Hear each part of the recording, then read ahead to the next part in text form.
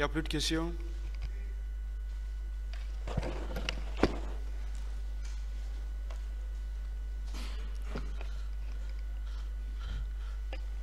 Monsieur le Président, je voudrais me livrer à un exercice qui ne vous plaît pas.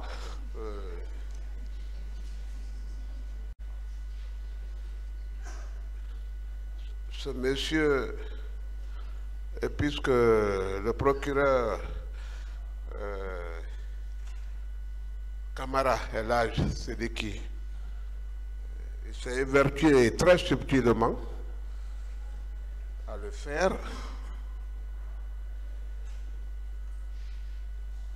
c'est la sincérité qu'il y a dans cette affaire auprès de ceux qui nous dirigent, en tout cas qui exercent une portion de l'autorité ou qui peuvent être entendus. Le Sénifal, l'ambassadeur, Baouri, le politique, Amadou Diallo, précédé par chose, c'est leur sincérité. C'est leur sincérité. Or, votre vocation maintenant, c'est la manifestation de la vérité. C'est une prière que je fais, Monsieur le Président, pour que vous nous suivez un peu. Il a parlé de procès de meeting, des gangs d'abord. Est-ce que ça doit aboutir à une question, maître? J'essaierai de le faire. Allez-y rapidement, s'il vous plaît. Le procès de la mutinerie, ce monsieur, il m'a sauvé la vie, hein, il nous a couverts. Et quand j'ai été arrêté le 19 janvier 2005, c'est lui qui a filé l'information avec chose. Est-ce que vous pouvez poser la question maintenant, s'il vous plaît? Question, vous me connaissez?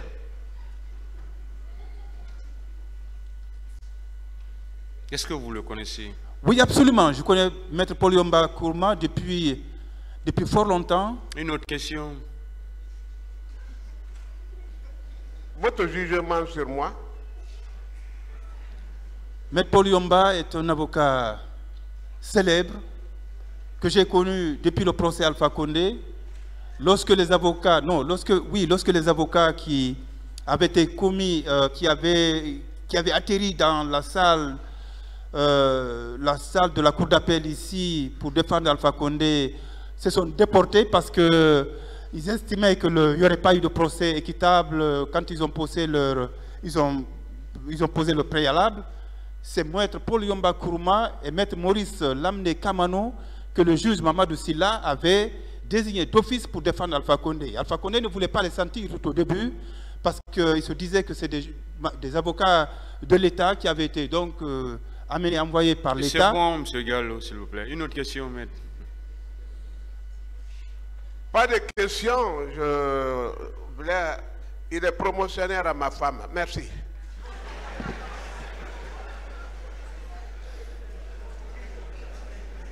La défense, partie civile du moins. Ah. Allez-y. Il y a un micro à côté de vous.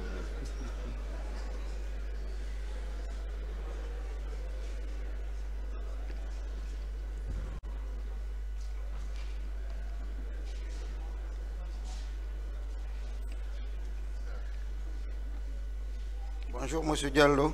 Bonjour, maître. Alors,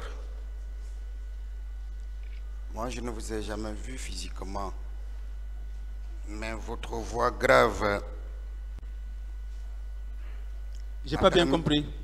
Je ne vous ai jamais vu physiquement, même si on a eu plusieurs interviews, et votre voix grave m'a permis de vous reconnaître. Merci beaucoup, maître. Moi, je voudrais plutôt commencer par vous remercier. Vous savez, comme l'autre défense, moi aussi le 11 février 2015, vous êtes de ceux qui m'ont soutenu lorsque, à cause du président Dadis, j'avais essuyé 3 tirs. Heureusement que la deuxième balle avait touché une personne à l'épaule, ce qui m'a permis d'être en vie. Je veux vous dire merci. Merci beaucoup, maître. Et je sais pourquoi j'ai commencé par là. Vous savez, vous avez dit tout à l'heure que même après le président Dadis, c'est-à-dire au temps de Konaté et au temps de M. Alpha Condé, vous saviez ne pas être encore en sécurité en Guinée. Ouais. Est-ce que vous le confirmez? Oui, je le confirme, oui. D'accord. Est-ce que vous comprenez aussi que l'avocat du président Dadis lui-même ne soit pas en sécurité à ce moment-là, en 2015, très loin après les événements du 28 septembre? Oui, je peux le concevoir, oui. D'accord. Est-ce que vous saviez que le président Dadis, ce n'est pas la question, est-ce que selon vous, le président Dadis peut bien être contre la sécurité de son avocat? Je n'ai pas bien compris. Est-ce que le président Dadis peut être contre la sécurité de son avocat? C'est lié aux événements du 28 septembre. Pour vous, est-ce que logiquement, raisonnablement, le président Dadis peut être contre la sécurité de son avocat? Non. Alors, est-ce que vous confirmez au moins que le président Dadis vous admirait? Oui, je le confirme, oui. Vraiment, il vous aimait, il vous admirait? Absolument, oui, je le confirme. Alors, à l'abbé, vous a-t-il vu? Oui, il m'a... Écoutez, il vous a reçu? Écoutez, donnez-moi une seconde, s'il vous plaît. Allez-y. Le capitaine Dadis, j'ai été le premier journaliste à interviewer le capitaine Dadis. Lorsque le lundi 22 décembre 2008, le président de l'Assemblée d'alors, Aboubacar Somparé, le premier ministre d'alors, Ahmed Tidiane Souaré, le chef d'état-major de l'armée d'alors, le général Diarra Kamara, ont annoncé tard la nuit la mort du général Lansana Conté, et que le mardi matin à 7h30, je dis 7h30 avec précision puisque la BBC clôturait à l'époque ses programmes du matin à 7h30, à peine la BBC venait de clôturer ses émissions, alors qu'on avait parlé toute la nuit de la mort du général Lansana Conté, j'ai entendu une voix que je ne connaissais pas, que les Guinéens ne connaissaient pas, une voix d'un militaire qui annonce sur les zones de la RTG que l'armée a décidé de s'occuper des affaires du pays, que le gouvernement est dissous, que les institutions sont dissoutes, que la constitution suspendue. Je rappelle aussitôt la BBC pour dire un coup d'État est en marche à Conakry. C'était le mardi matin, 7h30. Le mardi, toute la journée, on ne savait pas qui dirigeait la junte qui venait de s'annoncer, de se prononcer. Mais on entendait les communiqués par intermittence qui étaient lus par un militaire. C'était le capitaine Dadis. Et le mercredi qui a suivi, donc nous sommes, le lundi c'était le 22, le 23 c'était mardi, le 24 décembre, lorsque toutes les composantes de l'armée, ou en tout cas tous ceux qui aspiraient à prendre le pouvoir par la force, se sont entendus et ont désigné leur commandant en chef, le chef de la junte, le mercredi 24 décembre, et qu'ils ont décidé que ce soit le capitaine Dadis. Lorsque le capitaine Dadis et les membres de la junte, dont le général Konaté et d'autres militaires, ont pris les blindés et des engins militaires du camp Alpha pour descendre dans la rue et se faire applaudir, j'ai bougé avec eux au camp Alpha. J'étais dans ma petite voiture, derrière eux, mon micro tendu, ce micro-là que vous avez vu ici, tendu, pour vivre ce moment historique.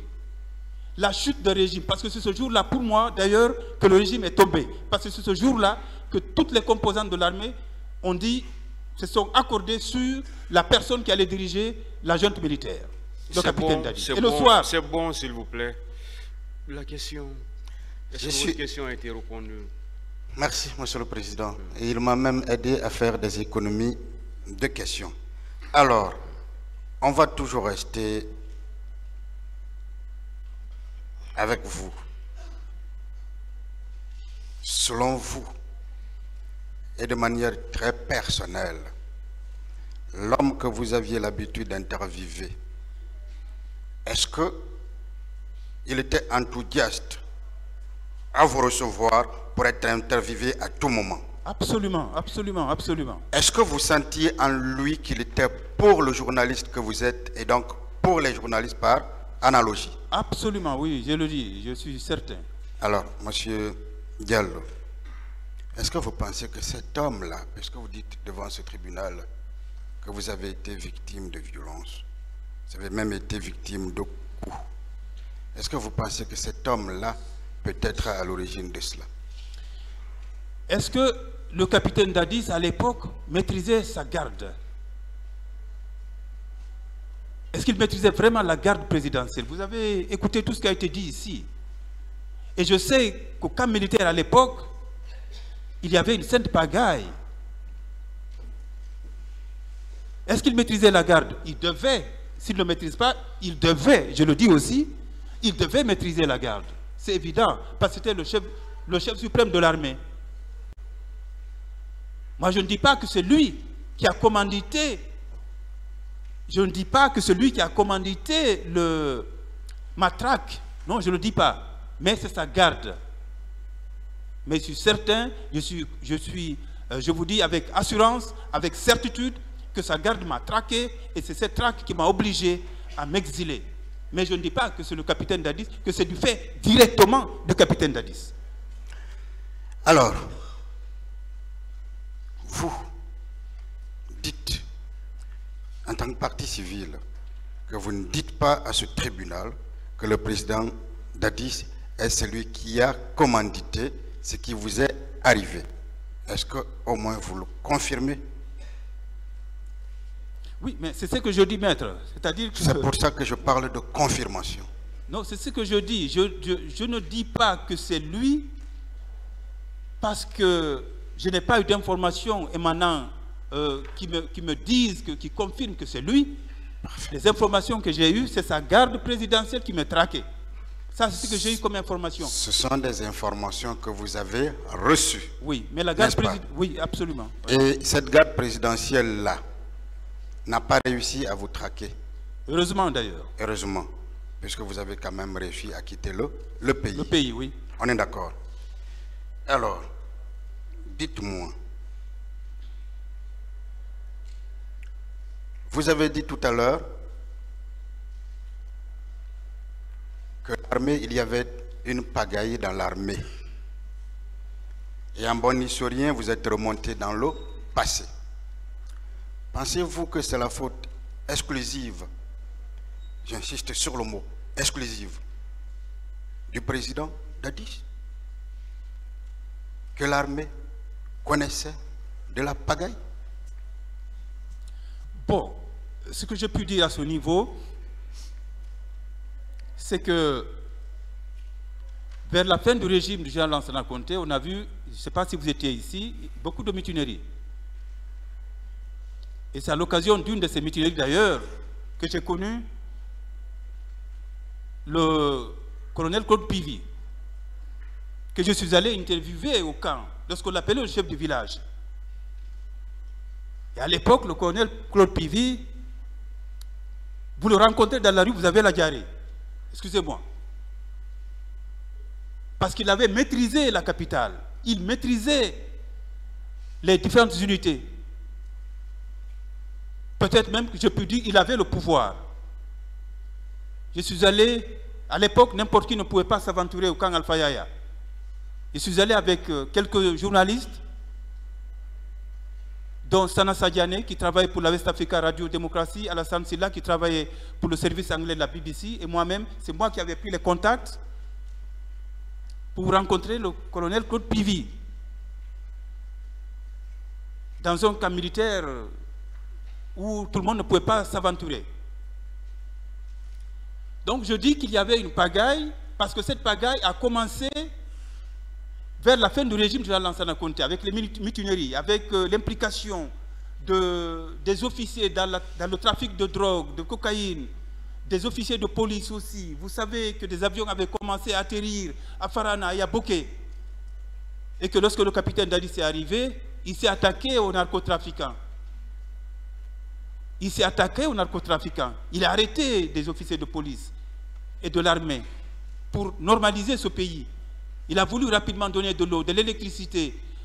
Il a voulu au pays, il a voulu réviser les conventions minières.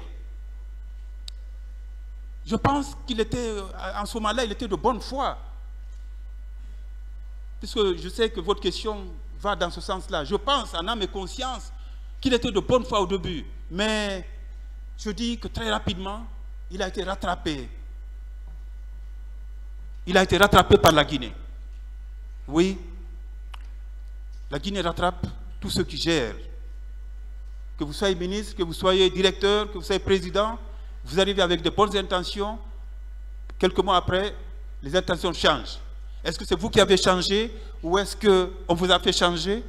Je vous laisse la possibilité d'apprécier. Et vous n'avez aucun avis par rapport à ça, vous-même? En dehors de mon appréciation? Est-ce que vous avez un avis par rapport à ça vous-même? Par rapport à quoi? Un chef qui vient et qui gère, il est rattrapé. Est-ce que c'est lui qui change?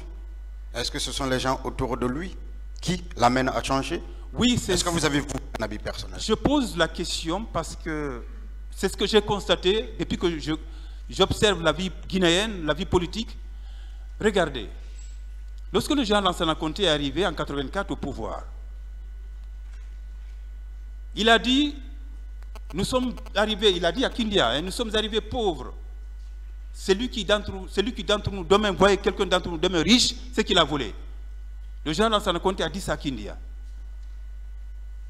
Mais quelques années après, j'ai vu le même général Lansana Conté dire aux commerçants, puisqu'il voulait que les prix de denrées alimentaires baissent, dire aux commerçants, si vous voulez baisser les prix, si vous ne voulez pas, laissez.